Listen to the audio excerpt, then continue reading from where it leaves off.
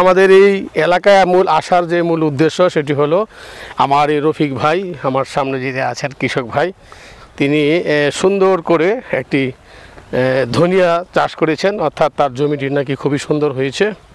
তো আমরা আজকে যাচ্ছি জমিতে, দেখি কি অবস্থা। তো আড়াইহাজার উপজেলার বিভিন্ন এলাকায় কিন্তু এবার রবি শস্য অনেক হয়েছে, কারণ আবহাওয়া অনুকূলে থাকায় আলহামদুলিল্লাহ আল্লাহ তাআলার অশেষ মেহেরবানি যে আবহাওয়াটা অনুকূলে আছে, কৃষিবান্ধব একটি আবহাওয়া। তো আবহাওয়া অনুকূলে থাকায় এই আবাদ কিন্তু এবার খুব ভালো হয়েছে। তো যে চকটি আপনারা দেখছেন এটি হচ্ছে খাক্কান্দা ইউনিয়নে পড়েছে, শম্ভুপুরা এলাকা এটি। তো বিস্তীর্ণ এলাকা, আসলে এটি কৃষি জমি। যে জমিতে আমরা যাচ্ছি এগুলি কিছুদিন পরে ইরি আবাদ হবে, জমিগুলি প্রস্তুত করা হচ্ছে। তো আপনারা দেখছেন যে বিস্তীর্ণ এলাকা জুড়ে কিন্তু ইরির জমি প্রস্তুত করা হচ্ছে। তো আমরা সামনে যেহেতু ইরির মৌসুম, তো কৃষকদের সাথে আমরা কথা বলবো কি পরিমাণ তাদের খরচ হয়। অর্থাৎ আমাদের এই এলাকায় 30% হলো এক কানি। তো প্রতি এক কানি জমিতে কত টাকা খরচ হবে এই ইরি চাষ করলে, এবং সর্বশেষ তারা কতগুলো ধান পাবে, চাল কত মন হবে, সব কিছু খুঁটিনাটি বিষয় আমরা জেনে নিব। আমাদের সাথে যুক্ত থাকবেন।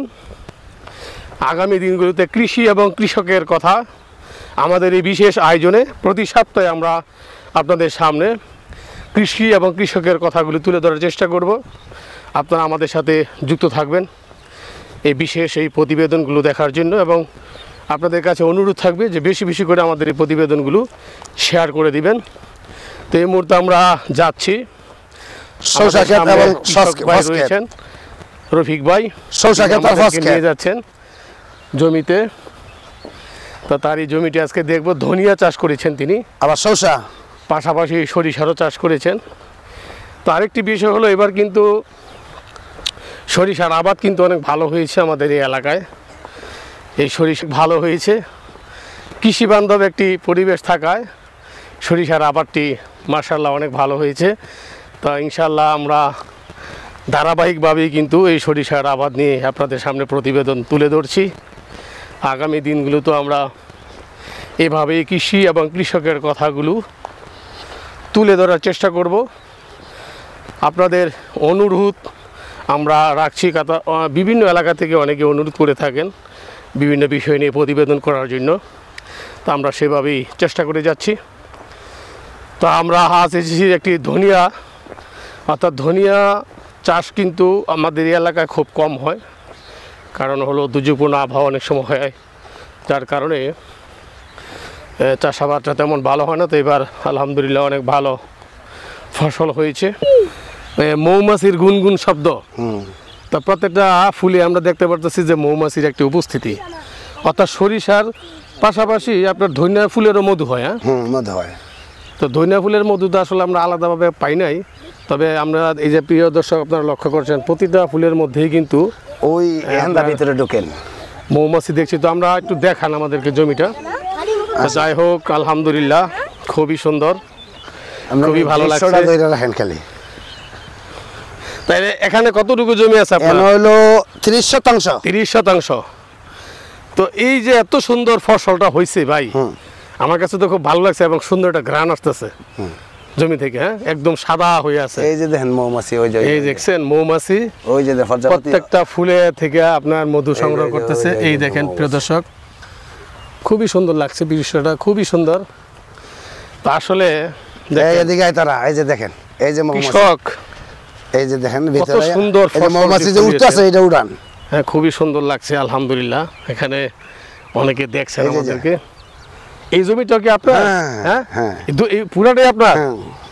আলহামদুলিল্লাহ, কত সুন্দর। আসলে আমি ভাই এরকম পরিবেশে ধনিয়া এরকম জমি আমি আর কখনো দেখিনি, আপনার মাধ্যমে দেখলাম। তো আপনি বলেন তো এটা কি মাসে টাকাগুলো মানে বীজটা বপন করছেন, এই পর্যন্ত কত টাকা খরচ হয়েছে? এই 30% ক্ষেতের মধ্যে আমার 15,000 টাকার মতো খরচ হয়েছে। আমি প্রায় গিয়া জানুয়ারির মানে 15-16 তারিখে এটা ফালাইছি, বিসি ফালাইছি। এখন আবার এটা চৈত্র মাসের দিক দিয়ে গিয়ে তুলবো। চৈত্র মাস অর্থাৎ ইংরেজি মাসটা কি হইতে পারে? বৈশাখ মাস আর কি। বৈশাখ মাস, বাংলায় বৈশাখ। বৈশাখের আগেই উঠবো মনে হয়। বৈশাখের আগে উঠে যাবে না? হ্যাঁ। তাহলে এটা কি আপনি বীজের জন্যই ফালাইছিলেন? বীজের জন্যই ফালাইছি। তো কত মন আপনার এই বীজ আসবে?